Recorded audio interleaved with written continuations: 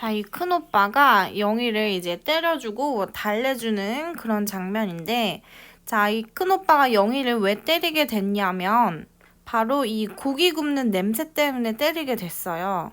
자, 개천 건너 주택가 골목에서는 고기 굽는 냄새가 났다. 나는 그것이 고기 굽는 냄새인 줄 알면서도 어머니에게 묻고는 했다. 엄마, 이게 무슨 냄새야? 어머니는 말없이 걸었다. 나는 다시 물었다. 엄마, 이게 무슨 냄새지? 고기 굽는 냄새란다. 우리도 나중에 해먹자. 나중에 언제? 자, 빨리 가자. 어머니는 말했다. 자, 이 장면에서 어머니는 아들이 묻는 말에 대답을 할 수가 없었죠. 자, 왜냐하면은 아들은 고기 굽는 냄새인 줄 뻔히 알면서도 먹고 싶으니까 이제 어머니에게 물어본 거고, 어머니는 그 의도를 간파하고 그냥 대답을 회피했던 거죠. 그러니까 아들이 또 물어봐요. 자, 엄마, 이게 무슨 냄새지? 지금 아들은 자기네 집안 형편이 안 좋은 걸 알고 있으니까 마음 편하게 고기 사달라는 얘기도 하지 못하고 그냥 모르는 척 하면서 물어보고 있는 거죠. 자, 그런 어머니는 또 쉽게 사주지 못하는 그런 안타까운 마음이 있으니까 걸음을 빨리 하면서 그 장소를 떠나려고 하면서 우리도 나중에 해먹자. 자, 이렇게 대충 둘러대는데, 자, 나중에 언제? 이 나가 계속 꼬치꼬치 캐물으니까 어머니가 이야기를 하죠. 자, 지금 당장은 못 먹지만 너도 공부를 열심히 하면 좋은 집에 살 수 있고 고기도 날마다 먹을 수 있단다.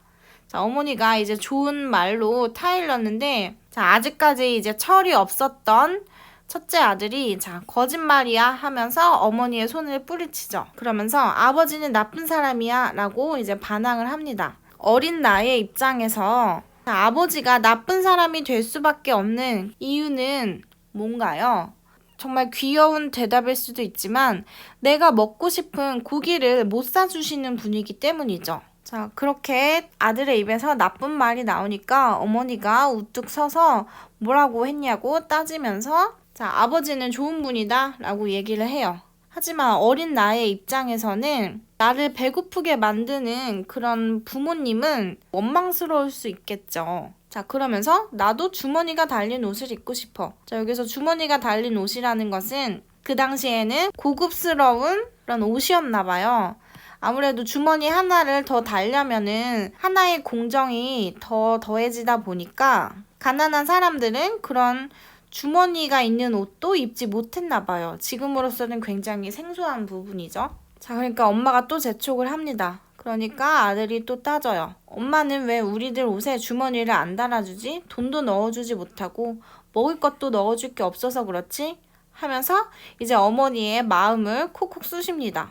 아버지에 대해 말을 막 하면 너 매맞을 줄 알아라. 혼을 내니까 이제 아버지를 악당에 비유를 해요. 아버지가 너무나 원망스러워서 그런 원망스러운 마음을 이 악당이라는 단어로 표현하고 싶은데 생각해보니까 아빠는 악당이 될 자격도 없다는 거죠. 자, 왜냐하면 악당은 돈이나 많지 하면서 이제 아빠가 너무나 원망스러운 마음을 이제 최고조로 보여주고 있습니다. 자, 그래서 이 좋고 나쁘고의 기준을 내가 먹고 싶은 것, 내가 입고 싶은 것을 사줄 수 있느냐 없느냐로 구분하는 이 어린 아이의 순수한 마음이 이제 귀여우면서도 너무나 서글퍼지는 그런 상황이 되겠죠. 자, 계속해서 볼게요. 자, 아들이 이런 철없는 말을 하니까 어머니가 바로 잡아주죠. 자, 아버지는 좋은 분이다 하니까 이 아들도 수그러지면서 아버지가 좋은 분이라는 것을 이제 안다고 하면서 인정을 했어요. 자, 하지만 자, 속지 않는다. 자, 여기에서는 아버지가 나쁜 분인데 좋은 분이라고 속였다. 뭐 이런 의미가 아니라 이제 더 이상은 자, 그런 논리는 필요가 자, 없다라는 것을 자, 깨닫게 되었다라는 뜻이죠. 그래서 어머니가 아무리 아버지는 돈은 못 벌지만 정말 좋으신 분이야. 자, 이런 식으로 계속 얘기를 해도 이제 그게 중요한 게 아니라 우리 가족이 배를 곪지 않기 위해서는 돈이라는 것이 중요하다라는 것을 이제 깨닫게 된 거죠. 그러니까 아버지가 가족들을 사랑하는 뭐 그러한 인품의 측면에서는 아버지가 좋은 분이기는 하지만 이제 인풋만으로는 소용이 없다. 우리에게 실질적으로 필요한 것은 돈이다. 그러면서 이제 돈을 못 버는 아버지는 좋은 사람이라고 할 수 있나? 라는 그런 생각을 하게 된 거죠. 이제 어느 정도 머리가 크니까 이 첫째 아들도 그런 세상에 무서운 논리에 대해서 깨닫게 됩니다. 그래서 인품보다는 돈이 최고구나 라는 그런 현실적인 인식을 하게 되는 부분이라고 할 수가 있죠.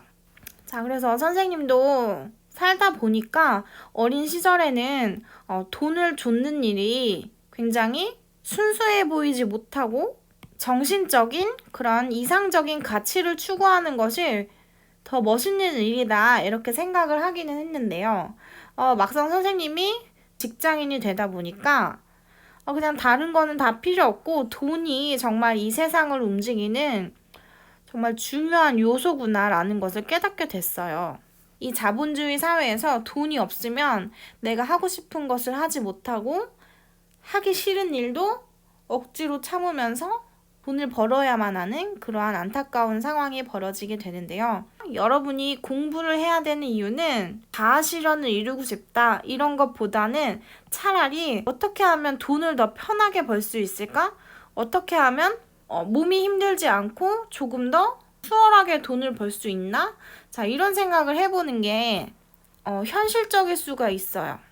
그래서 선생님은 여러분들이 돈을 잘 벌 수 있다. 꼭 공부를 하지 않아도 내가 나를 먹여 살릴 만큼의 돈을 벌 수 있는 능력이 있다 하면 굳이 모두가 공부를 해야 하는 건 아니라고 생각을 해요. 그런데 그 돈을 벌 수 있는 별다른 재주가 없고 자본이 없다면 공부를 해서 월급을 잘 주는 그런 회사에 취직을 하는 거. 자, 그런 방법밖에 없으니까 여러분들이 이제 하기 싫은 공부를 계속 해야 되는 거죠. 그래서 혹시 지금 이 수업을 듣는 친구들 중에 나는 공부가 정말 싫다 하는 친구가 있으면 여러분이 지금 가지고 있는 그런 뭐 기술과 재능으로 돈을 어떻게 벌 수 있을까를 한번 궁리해 보는 것이 좋을 것 같습니다. 내가 그림을 잘 그리면 그림을 잘 팔아볼 생각을 해보고 내가 노래를 잘한다 싶으면 유튜브에 계속 노래하는 영상을 올려서 구독자 수 늘려서 광고 수익도 내보고 요즘은 인터넷에서 기회가 얼마든지 열려있는 세상이잖아요. 그래서 하기 싫은 공부 억지로 꾸역꾸역 하면서 다른 친구들 들러리만 서지 말고 열심히 돈을 벌 궁리를 해보면 좋을 것 같습니다. 자, 어쨌든 이렇게 영수가 이 엄마의 말에 반항을 하는 모습을 보이니까 이제 영희가 얄밉게 구는 거죠. 엄마, 큰오빠는 말을 안 들어. 영희는 부엌문 앞에 서서 말했다. 엄마 몰래 또 고기 냄새 맡으러 갔었대. 이제 고자질을 하는 거죠. 근데 나는 안 갔어 하면서 이제 엄마한테 칭찬받고 싶어하는 그런 모습을 보이죠. 그러니까 어머니는 아무 말이 없었다. 자, 얼마나 그 어린 아들이 고기가 먹고 싶었으면은 또 몰래 고기 냄새를 맡으러 갔을까 하면서 이제 억장이 무너지겠죠. 자, 나는 영희를 흘겨보았다. 영희는 또 말했다. 이제 얄미운 거죠. 고자질하는 영희가. 그래서 영희를 풀밭으로 끌고 들어가서 이제 때려준 거죠. 그래서 앞 페이지에서 이제 영희의 몸에서는 풀냄새가 났다. 풀숲 가운데 있으니까 풀냄새가 났다라고도 볼 수 있지만 자, 고기를 못 먹어서 맨날 풀만 먹고 사니까 이제 풀냄새가 났다. 뭐 이런 식으로도 해석을 할 수 있을 것 같아요. 자, 그래서 이 풀냄새와 이 고기 굽는 냄새는 약간 대조적인 상징을 보여주고 있고요. 그 다음에 아까 보았던 이 주머니가 달린 옷과 자, 주머니가 달리지 않은 옷. 자, 이것 또한 가난한 사람과 부자의 그런 차이를 보여주고 있는 그런 소재라고 볼 수가 있습니다. 그래서 자, 정리를 하면은 자, 이 빈부격차를 상징하는 자, 소재라고 볼 수가 있겠죠. 자, 그러면서 계속 읽어볼게요. 자, 영희는 좀처럼 울음을 그치지 못했다. 나는 영희의 입에서 손을 떼었다. 영희를 풀밭으로 끌고 들어간 것이 잘못이었다. 영희를 때려주고 나는 후회했다. 귀여운 영희의 얼굴은 눈물로 젖었다. 동생이 얄미워서 때려주었지만 자, 이제 막상 울고 있는 모습을 보니까 또 미안한 마음이 들어서 이제 후회를 하고 있죠. 자, 이러한 약간은 귀여운 에피소드라고도 볼 수 있는데 어쨌든 이러한 사건의 발단은 이제 가난이라는 점에서 시작을 한 거죠. 우리는 그때 주머니 없는 옷을 입고 있었다. 자, 이 가난이 얼마나 비참해질 수 있는지를 이제 어린 아이들의 시각에서 보여주니까 더 이제 마음이 아픈 것 같아요. 자, 그래서 여기까지가 과거 해상에 해당하고요. 자, 계속 읽어볼게요. 아버지는 철거 개고장을 마루 끝에 놓고 책을 읽었다. 우리는 아버지에게서 무엇을 바라지는 않았다. 아버지는 그동안 충분히 일했다. 고생도 충분히 했다. 아버지만 고생을 한 것이 아니다. 아버지의 아버지, 아버지의 할아버지, 할아버지의 아버지, 그 아버지의 할아버지, 또 대대로 거슬러 올라간다. 그들은 아버지보다 더 심한 고생을 했을 수도 있다. 나는 공장에서 이상한 매매 문서가 든 원고를 조판한 적이 있다. 그 내용의 일부를 짜기 위해 나는 열심히 손을 놀렸다. 비기미덕의 한 소생, 노금동 경인생, 노금동의 양처소생, 노김금이 정묘생, 노금동의 양처소생 노덕수 기사생, 노금동의 양처소생 노존세 신미생, 노금동의 양처소생 노영석 계유생, 노김금이의 양처소생 노철수 병술생, 노김금이의 양처소생 노금산 무자생. 나는 그때 이것이 무엇인지 몰랐다. 그 판을 짜고 다음 판을 짜 나가다가 겨우 알았다. 노비 매매 문서의 한 부분이었다. 자, 이 부분을 일단은 내용적인 측면을 살펴보기 전에 형식적인 측면을 간단히 설명해 볼게요. 자, 이 문장들이 굉장히 짧게 끊어지죠. 아버지는 그동안 충분히 일했다. 고생도 충분히 했다. 아버지만 고생을 한 것이 아니다. 자, 이런 식으로 굉장히 짧은 문장이 나열되고 있는데 우리가 소설에서 자, 문체라고 하는 부분이 있어요.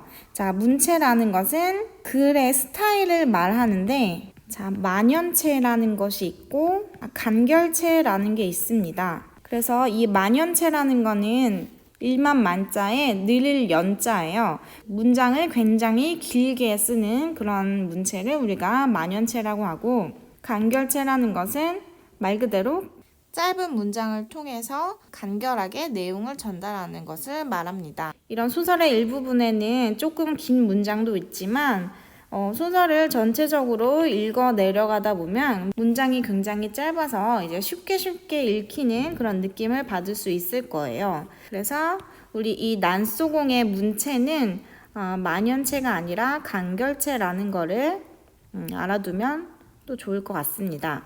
자, 물론 이거 이외에도 다른 분류들이 있어요. 강건체는 굉장히 웅장하고 딱딱한 느낌의 그런 어휘나 어미를 사용하는 것이고요. 이것과 반대로 자, 우유체, 굉장히 부드러운 그런 느낌의 문장을 우리가 우유체라고 하고요. 또 화려체, 건조체, 자, 이러한 다양한 문체들이 있습니다. 그래서 화려체는 수식이 많고 다양한 꾸밈이 있는 그런 문체고, 건조체는 어떤 수식 없이 담백하게 사실들만 나열하는 그런 경우가 있을 수 있죠. 자, 하지만 여러분 이런 것까지는 굳이 알 필요는 없고 이 문장의 길이를 가지고 구별을 하는 만연체와 간결체 정도는 알아두면 수능 문제를 풀 때 도움이 될 것 같습니다. 자, 그래서 어쨌든 방금 읽은 부분은 난쟁이 아버지의 그 가족 내력에 대한 설명을 하고 있는 부분이에요. 자, 이 아버지가 우리에게 고기도 못 사주고 주머니 없는 옷을 입히고 자, 그렇게 경제적으로 무능력한 모습을 보이지만 우리는 아버지에게서 어떤 특별한 것을 바라지는 않았대요. 왜냐하면 아버지가 충분히 열심히 일하시면서 너무 힘들어 하시는 거를 옆에서 지켜봤기 때문에 이런 고기 사달라? 이렇게 투정을 부리기에도 너무 미안했던 거죠, 자식 입장에서. 자, 그리고 게다가 아버지만 고생을 한 것도 아니래요.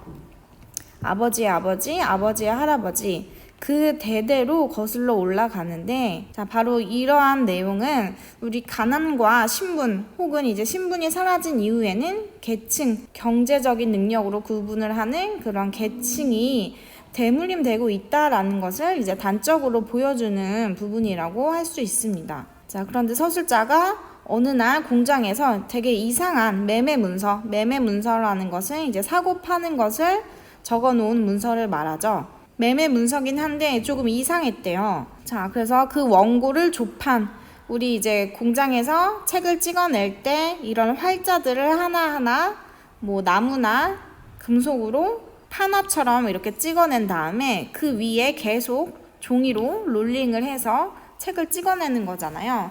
그래서 그런 과정을 위해서 원고를 조판한 적이 있는데, 그냥 무심코 조판하던 그 내용을 읽어보니까 바로 이러한 내용이 적혀있는 노비 매매 문서였다라는 거죠. 그래서 이 부분 한자로 써 있어서 복잡해 보이지만 문장 구조는 굉장히 단순하죠. 그래서 한번 읽어보면, 자, 비 기미덕의 한 소생. 자, 여기에서 비라는 것은 우리가 노비할 때 특별히 여자 종은 우리가 비라고 하고 남자 종은 노라고 불렀습니다.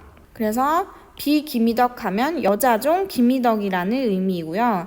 그 기미덕의 한 소생. 자, 소생이라는 것은 자기가 낳은 자식이라는 뜻입니다. 그래서 이 기미덕이라는 사람이 여자니까 어떠한 남편이 있었을 거고, 그 사이에서 나온 그 자식 이름이 금동이라는 거죠. 자, 근데 그 역사 시간에 배웠겠지만 엄마나 아빠나 둘 중에 하나라도 노비면은 그 자식들은 무조건 노비가 돼요. 자, 그래서 그 노가 된 금동은 경인생이다.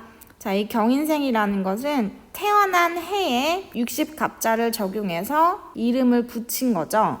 을미사변이나 갑신정변 할 때 을미나 갑신처럼 그 연도의 숫자를 한자로 이제 치환을 해서 부르게 되는 건데, 경인년에 태어난 그런 사람이라는 뜻입니다. 그 다음에 이 노금동의 양처소생, 이제 노금동에게도 이제 부인이 생겼는데 그 부인이 낳은 소생인 자 김금이는 정묘년에 태어났대요. 자, 또한 그 금동이 양처소생, 이제 형제 자매가 되겠죠. 자, 덕수는 기사생이고, 노금동의 양처소생 존세는 신미생이고, 노금동의 양처소생 노영석은 계유생이고. 자, 이제 첫째로 넘어갑니다. 노김금이의 어떤 부인의 소생, 부인이 낳은 자식 노철수는 병수생이고, 또 둘째는 금산인데 무자생이다. 자, 이런 식으로 계속 이 노비라는 신분이 대물림되고 있는 모습을 보여주고 있어요. 자, 그런데 이 책은 무려 열흘 동안 같은 책을 조판을 했답니다. 계속해서 내려왔던 거죠, 이 가문이. 자, 그래서 그 열흘 동안 이 서술자인 나는 아버지와 아무 말도 하지 않았다. 어머니하고도 이야기를 하지 않았다. 자, 물론 이 문서가 자기네 아버지 혈통의 문서는 아닐 수도 있지만 어찌됐건 자기네 집안도 이런 식으로 대가 물려왔을 거라고 생각을 하니까 새삼 이제 기분이 나빴던 거죠. 그래서 그런 집안의 자식으로 태어난 게 원망스러우니까 한동안은 아버지 어머니하고도 이야기를 하지 않은 거죠. 자, 계속 읽어볼게요. 나는 어머니의 어머니, 어머니의 할머니, 할머니의 어머니, 그 어머니의 할머니들이 최하층 천인으로서 무슨 일을 해왔는지 알고 있었다. 자, 그래서 여기서 말하는 천인은 우리 조선시대의 신분제는 양천제였잖아요. 그래서 자, 양인이 있었고 천민이 있었습니다. 자, 그런데 법제상으로는 양천제로 나뉘어졌지만 실질적으로는 양인이 총 3가지 계층으로 나뉘어져서 양반 계층이 있었고요. 그 다음에 중인 계층이 있었습니다. 그래서 이 중인들은 의사나 이제 통역관이나 관청에서 일하는 그런 서리들, 자, 이런 사람들이라서 실질적인 업무 능력이 뛰어났음에도 불구하고 혈통이 양반가 자제가 아니라서 고위 관직으로 진출하는 데 제약이 있었던 그런 중간 계층이었고, 그 다음에 우리 일반적인 백성들을 통틀어서 자, 상민이라고 했었죠. 자, 그래서 이렇게 크게 보면 네 가지의 신분 계층 중에서도 천민은 최하층의 그런 계급이었던 거죠. 그래서 이 사람들은 거의 사람 취급을 못 받고 물건 취급을 당하면서 노비 한 명이 죽더라도 크게 신경 쓰지 않는, 법적인 보호도 받지 못하는 그런 굉장히 인권에 취약한 계층이었습니다. 그래서 이 서술자의 어머니도 이런 노비 계층의 그런 혈통을 타고났고, 그렇기 때문에 아무리 신분제가 폐지됐다고 하더라도 달라진 것은 크게 없었다. 마음 편할 날 없고 몸으로 치러야 하는 노역은 같았다. 그러니까 어떤 기술이나 자본이 없으니까 육체 노동을 통해서 고되게 일을 해야 되는 것은 그대로였다라는 뜻이죠. 자, 우리의 조상은 세습을 하여 신역을 바쳤다. 자, 신역이라는 것은 이제 노비가 마땅히 해야 될 그런 책임이라는 뜻인데요. 역할이라는 뜻이겠죠. 그래서 신역을 바쳤는데 우리 조상은 상속, 매매, 기증, 공출의 대상이었다. 자, 여기서 공출이라는 것은 국가가 강제적으로 어떤 생산물이나 물건들을 바치도록 하는 제도였죠. 자, 그런데 여기서 조상들이 상속, 매매, 기증, 공출의 대상이었다라는 것은 사람을 이제 물건 취급했다라는 거죠. 자, 그래서 이 구절은 자, 노비들이 당시에 인간으로서의 대우를 받지 못하고 물건 취급을 당했던 그런 상황을 보여주는 구절입니다. 자, 어느 날 어머니는 나에게 말했다. 너희들은 엄마를 잘못 두어 이 고생이다. 아버지하고는 상관없단다. 어머니는 장남인 나에게만 말했다. 외할머니에게 들은 말을 나에게 전한 것이다.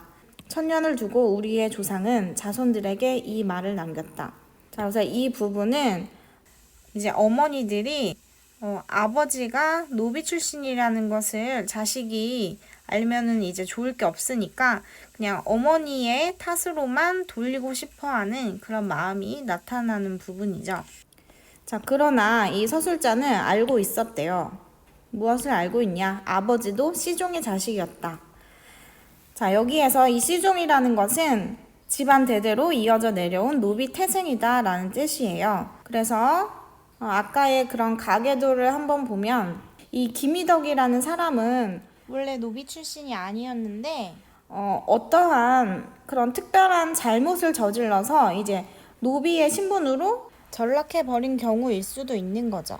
자, 그런데 이 김희덕이라는 사람이 노비가 한 번 된 이상 자식들은 계속 씨종이 될 수밖에 없는 것이죠. 자, 그래서 대대로 내려온 태생적으로 노비 출신이다 라는 뜻이죠. 그래서 아버지의 집안 또한 천인 계층이었음을 이제 알려주는 그런 구절입니다. 자, 계속 읽어볼게요.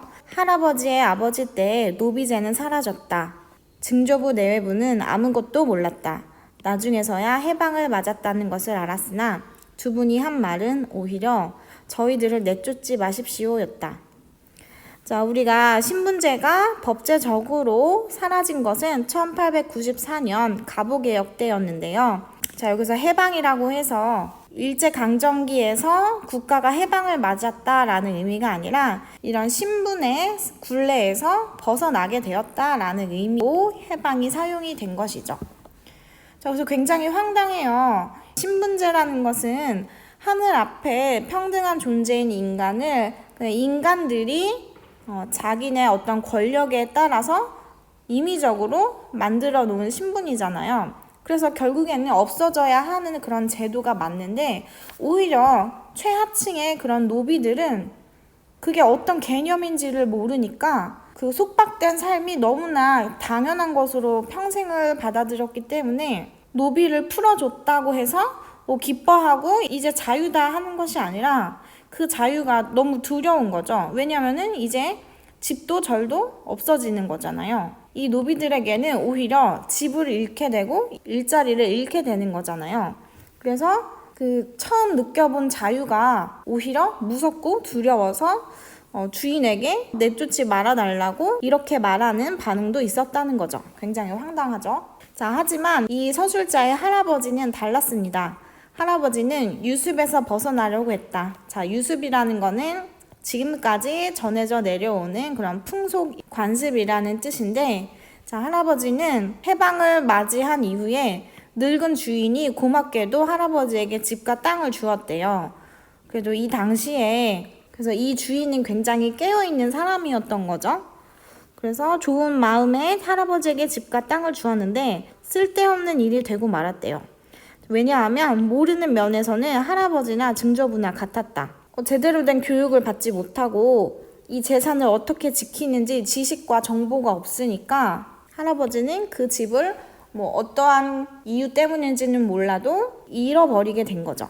누가 사기를 쳤을 수도 있고 국가에 토지를 신고하라고 했는데 잘 모르니까 신고하지 않아서 국가에 귀속됐을 수도 있고 말도 안 되는 가격에 팔아버렸을 수도 있고 그래서 자 증조부 때까지는 선조들이 살아온 경험이 도움이 되었으나 할아버지 때에는 그것이 도움을 주지 못했다. 자 증조부 때까지는 어쨌든 노비로서 살아가면서 필요한 그런 지식들이 있었을 거 아니에요. 그래서 그러한 경험이 노비 혈통에 계속 이어져 왔지만 자 이제는 신분이 없어졌어요. 이 신분이 없어진 사회에서 어떻게 살아나가야 되는지는 아무도 가르쳐주지 않은 거죠. 그래서 할아버지에게는 어떤 교육도 없고 경험도 없었기 때문에 결국 집과 땅을 잃게 되었습니다. 자 그래서 여기 꺽쇠 표시한 부분 내용을 정리해보면 자 노비 신분에서 벗어나 잘 살아보려고 했으나 교육을 받지 못해 재산마저 지키지 못했다라고 정리를 해볼 수가 있겠는데요. 자 여기에서의 핵심은 바로 교육에 있죠. 그래서 여러분들이 학교에서 수업을 듣는 이유도 살아가면서 필요한 그런 실질적인 지식과 지혜를 얻기 위해서예요. 자 그런데 선생님은 항상 학교 교육에 조금 회의적이잖아요. 학교에서는 실질적으로 살아가는데 필요한 지식은 잘 가르쳐주지 않는 경향이 있는 것 같아요. 자 어찌되었건 계속해서 한번 읽어봅시다. 자 언젠가 어린 영호가 이 형인 영수에게 물어봤습니다. 할아버지도 난쟁이였어? 자 그러니까 나는 영호의 머리를 쥐어박았다. 자 이 부분은 굉장히 의미심장한데요. 자, 이 나이가 어린 영호에게는 아버지가 사회적인 약자로 인식이 되었잖아요. 그래서 이 영호의 머릿속에는 아버지는 난쟁이인데 자, 난쟁이는 사회적인 약자다. 우리에게 고기도 못 사주고 주머니 달린 옷도 못 사주는 그런 무능력한 사람이다. 자, 이런 인식이 박혀 있는 거죠. 그러면은 자, 할아버지 또한 이 사회적인 약자였을 것 같으니까 할아버지도 노비 출신이었어? 이런 식으로 물어보는 것이 아니라 할아버지도 난쟁이였어? 이렇게 물어보게 되는 거죠. 할아버지도 노비 출신이었어? 이렇게 물어봐야 될 것을 이 어린 영호에게는 노비 출신이나 약자나 난쟁이나 그게 그거니까 할아버지도 난쟁이였어? 자 이렇게 물어보게 된 거죠. 그래서 우리가 여기에서 중요한 사실을 알 수 있는데 이 난쟁이는 어린 영호의 입장에서는 사회적인 약자의 상징처럼 인식이 되고 있다라는 것을 우리가 중요하게 생각해 봐야 할 것 같습니다. 자, 그래서 우리 소설의 제목 또한 난쟁이가 쏘아 올린 작은 공이라는 그런 제목을 가지고 있잖아요. 그래서 난쟁이는 굉장히 이제 중요한 소재가 되겠죠. 자 그런데 제목 얘기가 나온 김에 이 제목의 의미 또한 한번 생각을 해보면 이 마지막 부분에 아버지가 공장 굴뚝 속으로 떨어져서 죽어 있는 것을 인부들에 의해서 발견이 되게 되죠. 그래서 자 1부에서는 아버지가 굴뚝 위에서 자 종이 비행기를 날렸다라는 그런 부분이 나오는데 아버지는 종이 비행기를 날린 게 아니라 본인의 몸을 내던진 거죠. 자 그런데 제목에서는 또 종이 비행기가 아니라 공이라고 얘기를 하고 있어요. 자 그런데 자 우리 종이 비행기는 어떠한 의미를 내포하고 있을까요? 자 비행기, 하늘을 난다 라는 것은 어떠한 자 이상이나 그런 동경의 세계, 희망적인 이미지를 가지고 있는데 자 이 비행기는 동력이 있어야 실제로 날 수 있는 거지 자 종이로 만든 비행기는 얼마 날지 못하고 곧 추락할 수밖에 없죠. 자 그런 의미에서 공은 더 심합니다.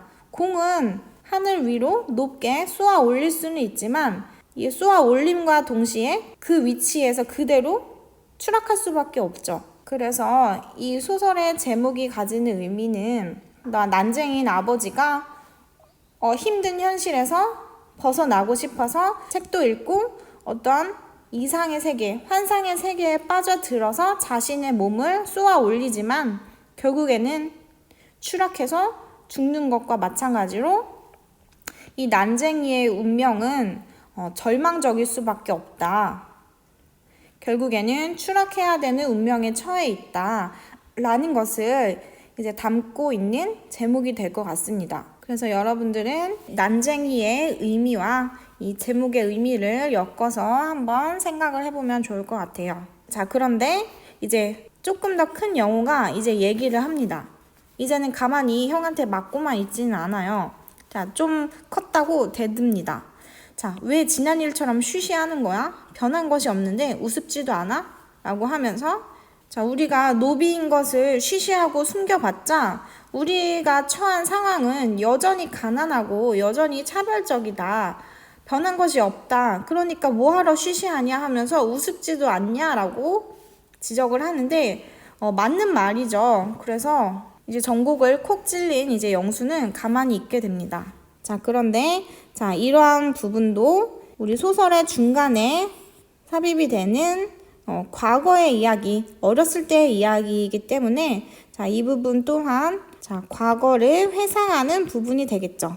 자, 그래서 이런 부분을 통해서도 우리가 어떤 구성임을 알 수 있다고요? 그쵸, 바로 역순행적 구성이다 라는 것을 알 수가 있습니다. 그래서 여러분들 국어 공부를 할 때는 자, 이런 반복되는 개념들을 좀 잘 알아둬야 할 것 같아요. 자, 혹시 아직도 화자가 뭔지, 서술자가 뭔지, 시점이 뭔지 자, 이러한 개념들을 모르는 친구들이 있다면 자, 늦지 않았으니까 지금부터라도 여러분이 모르는 것들만을 모아놓은 그런 개념 노트를 한번 만드세요. 국어에서는 참 많은 개념이 나오는데 이것들을 한눈에 일목요연하게 정리하기란 쉽지가 않습니다. 그래서 여러분들이 국어만을 위한 그런 얇은 노트를 사가지고 자, 이 한쪽에는 그런 개념을 쓰고 자, 서술자 그 다음에 그 아래에 어쩌고 저쩌고 개념 정의를 쓰고 그 다음에 그 아래에 이제 예시까지 정리를 해두면 더 좋죠. 그래서 우리가 한 번에 모든 국어 개념을 알기가 어렵다면 이런 식으로 여러분들이 그 모르는 개념이 나올 때마다 여러분만의 개념어 사전을 만들면 여러분의 실력이 금세 일취월장할 겁니다. 자, 그래서 이거는 다른 과목을 공부할 때도 마찬가지인 것 같아요. 여러분이 알고 있는 거는 그냥 패스하고 모르는 것들이 나올 때 이렇게 요약적으로 공부를 해두면 공부의 효율성이 더 올라가겠죠? 자, 이건 선생님만의 공부 꿀팁이었고요. 자, 한번 마지막 부분을 계속해서 읽어봅시다. 자, 영희는 손수건을 꺼내 두 눈에 대었다 떼었다. 아버지는 계속 책을 읽었다. 어머니는 뒷집 명희 어머니와 이야기하고 있었다. 얼마에 파셨어요? 17만 원 받았어요. 그럼 시에서 주겠다는 이주 보조금보다 얼마 더 받은 셈이죠? 2만 원 더 받았어요. 영희네도 어차피 아파트로 못 갈 거 아니에요? 무슨 돈이 있다고. 분양 아파트는 58만 원이고 임대 아파트는 30만 원이래요. 거기다 어느 쪽으로 가든 매달 15,000원씩 내야 된대요. 그래, 입주권을 다들 팔고 있나요? 영희네도 서두르세요. 어머니는 괴로운 얼굴로 서 있었다. 자, 우리 선생님 혼자서 대사를 읽으니까 약간 동화구연하는 느낌인데 자, 여기에서 우리 명희 어머니 누군지 알죠?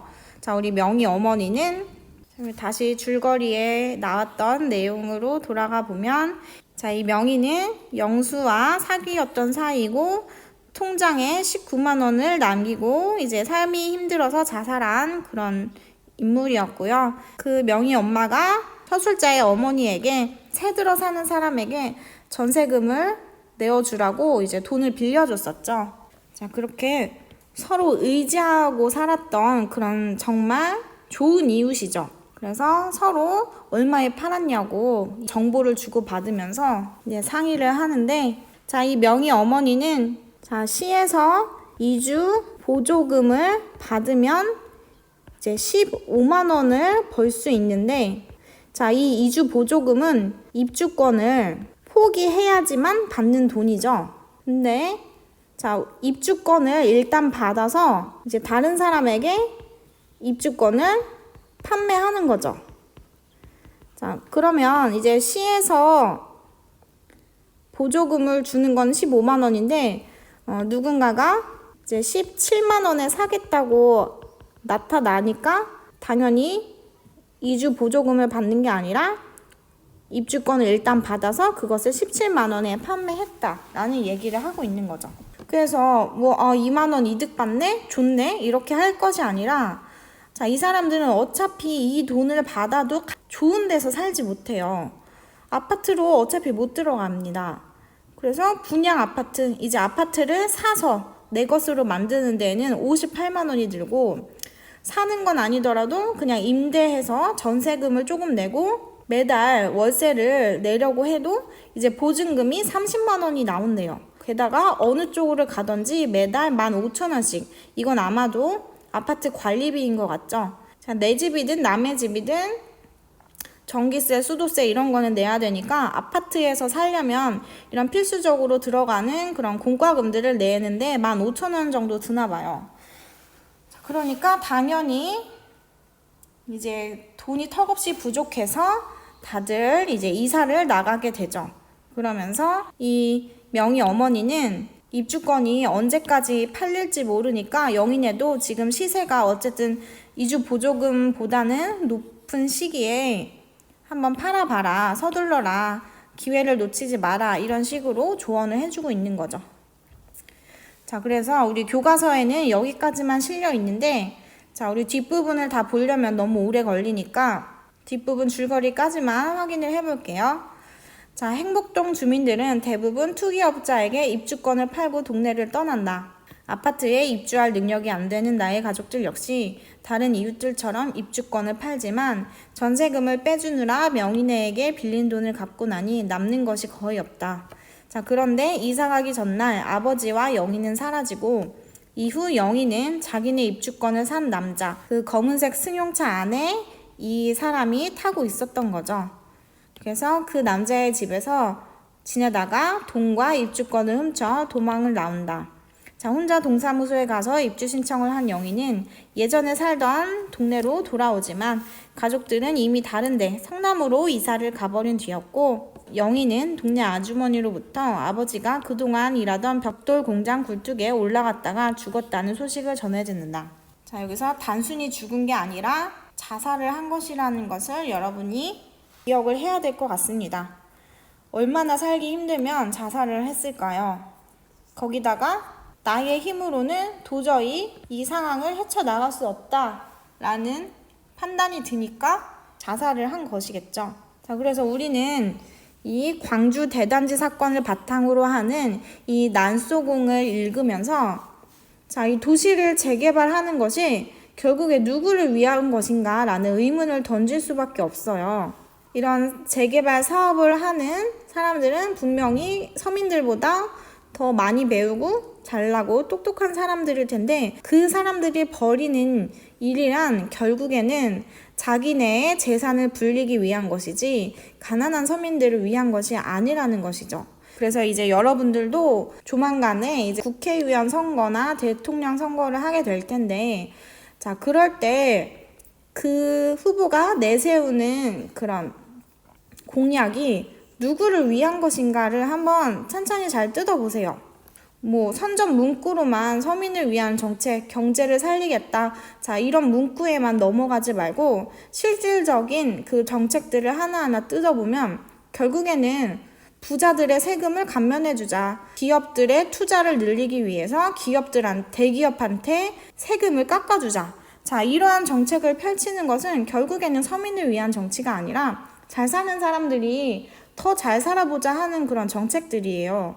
자, 하지만 반면에 증여세나 상속세를 늘리자, 혹은 대학교 등록금을 인하하자, 혹은 서민들에게 기본소득을 제공하자. 자, 이런 정책들은 어쨌거나 서민들한테 실질적인 도움을 주는 정책들이잖아요. 그래서 여러분들이 겉만 번지르르한 공약에 속지 말고 실질적으로 여러분들이 혜택을 받을 수 있는 공약인가, 이것을 살펴보는 것이 좋을 것 같습니다. 자, 그래서 긴 시간 동안 이제 본문의 내용을 살펴보았는데요. 자, 우리 이어지는 학습 활동은 시간 관계상 여러분들이 한번 스스로 찾아보도록 하고요. 정답이 필요하면 선생님이 조만간에 교과서 학습 활동에 대한 답을 한꺼번에 올려보도록 하겠습니다. 그래서 여러분들이 내용을 복습하면서 학습 문제를 풀어보고 선생님이 올린 학습지와 답을 맞춰보면서 여러분의 이해 정도를 한번 점검해 보시고요. 자, 그러면 여러분 오늘도 수고 매우 많았고 다음 시간에 만나보도록 할게요. 자, 안녕.